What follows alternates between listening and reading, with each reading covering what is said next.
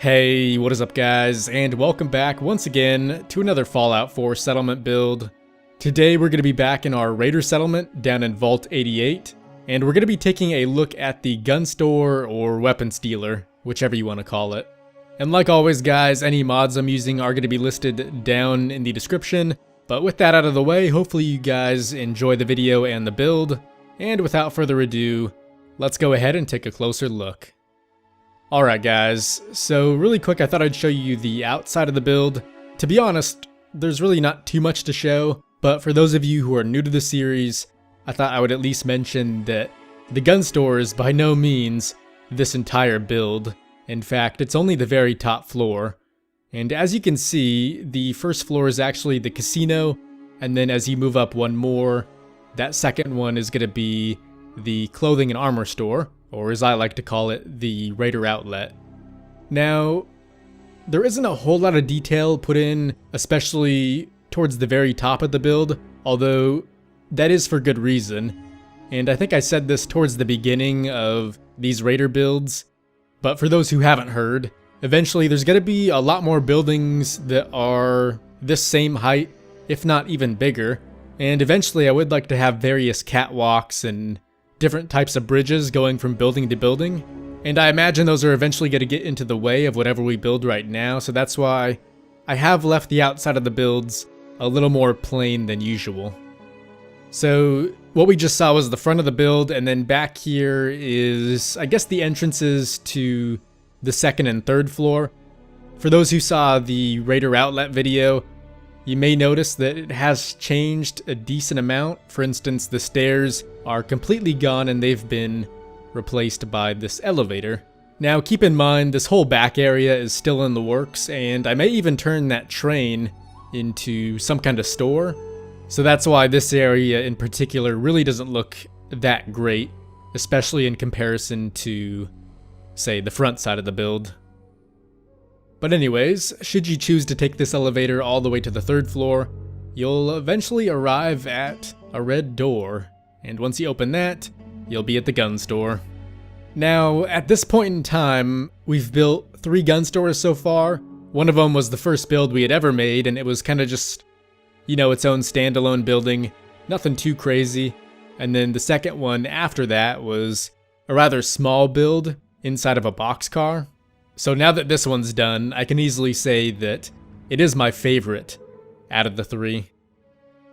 So what we'll do, since this is a much larger build than some of the other gun stores we've made, is start on the left side and then kind of work our way around from there. And like always, I'll try and explain things as we go around. So starting off here, over by the entrance or exit, depending on which way you're going, you'll see it is rather simple, aside from a few cardboard cutouts and, you know, just the more minor decorations like the rug. But I've tried to keep it simple and rather barren for good reason, and that's because I'd rather have the player's attention be drawn elsewhere, you know? Just because those other areas are really where I've put a lot more detail into. Although, that being said, I think these cardboard cutouts still fit the theme of the build quite well. It's not like they're just random items. And now moving over to the right just a little bit, you'll see we have multiple things going on here, although it's mainly both a waiting area and a section where you can browse some of the various melee items. But in terms of the melee area, there's a large assortment of weapons, starting off with Cito's baseball bat, a random machete, and then Adam's Judgment. And then just to go along with that weapon, since I'm pretty sure it is made partially out of plasma, we also have the plasma issue of Guns and Bullets sitting right next to it. So that way, everything put down sort of makes sense, and it's not just randomly put down there for no reason.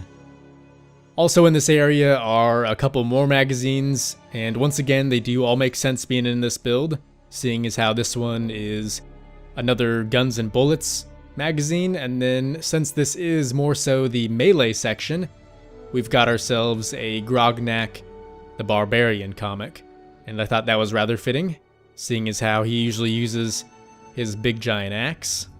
And then last but certainly not least, we also have the repair section, where you can pick up some tools and various materials that you might need just to, repair your weapon or, at the very least, clean it up.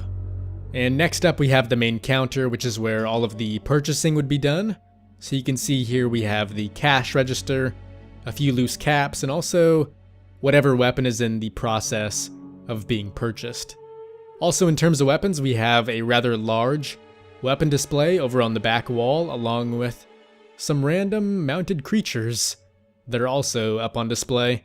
And I figured these fit quite nicely because, most of the time you're using a weapon, it's to hunt. And maybe having those up on the wall would kind of show just exactly what it is these weapons are capable of bringing down. Moving on, there's also a few more weapons on display, mainly the minigun, Gauss rifle, and then the combat shotgun over here. And these lockers also serve as more storage. And then I'd say that's pretty much it for this area aside from the weapon rack right here, which I think is my favorite detail in this build. And I know it is rather simple, but the reason I like it so much is because in the settlement menu this is actually labeled as a fish rack. Although one of the main things I love doing when making settlements is finding pieces and then using them for something else rather than what they were actually meant to be used as. And in terms of using the fish rack as something else, I think it fit perfectly as being some kind of weapon rack that's maybe more designated for your long-range rifles. But yeah, now that all of that's covered, we'll go ahead and move into what I'd say is my favorite section of the build.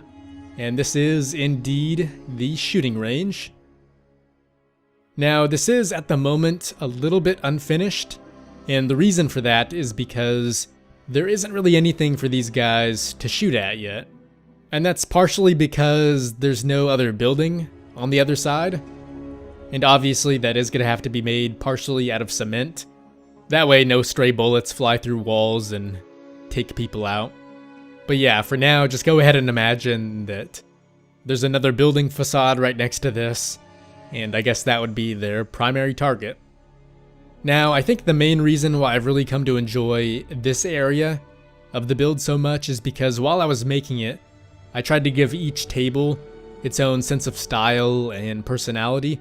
For instance, maybe this one would belong to a much more skilled raider who's really trying to hone in his skills and senses, and that's why he's got the higher end weapon, a box of weapon mods, the larger caliber bullet, and even a stopwatch, just to maybe simplify that he is trying to maybe break some records and really become a very fast and accurate shooter. Now, on the other hand, we have this table on the left side, and this one has the much lower end pipe rifle. It also has got quite a few more boxes of ammo than the table on the right had, which I think might indicate that maybe whoever's shooting right here really doesn't care all that much about missing shots. And rather than having a stopwatch, you can see they're more so here to stay and just kind of chill out, I guess. And I think that's what the various beer bottles represent, along with the cigarette and ashtray. But anyways, guys, I think that's going to wrap things up for today. Unfortunately, moving forward, we do have a little bit of a problem, that being our Fallout bunker that we did quite a while ago. And the reason this is a problem is because it's obviously in the way at the moment, and I've tried moving it a few times, and I really just haven't been able to. For some reason, trying to place it further down in the deeper caves just hasn't worked out too well. It's not that it can't fit, it's just that for some reason the game isn't letting me place it down. So I don't know, maybe I'll have to take it piece by piece and see how that works out.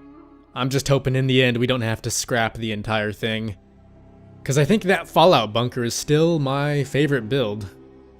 But yeah, that being said, hopefully you guys did enjoy today's build. Be sure and let me know what you thought down in the comments. And also, if you have any ideas for future builds, I would love to hear those as well. But yeah, thanks again for watching, guys. Once again, hopefully you did enjoy the video. And as always, I will see you in the next one.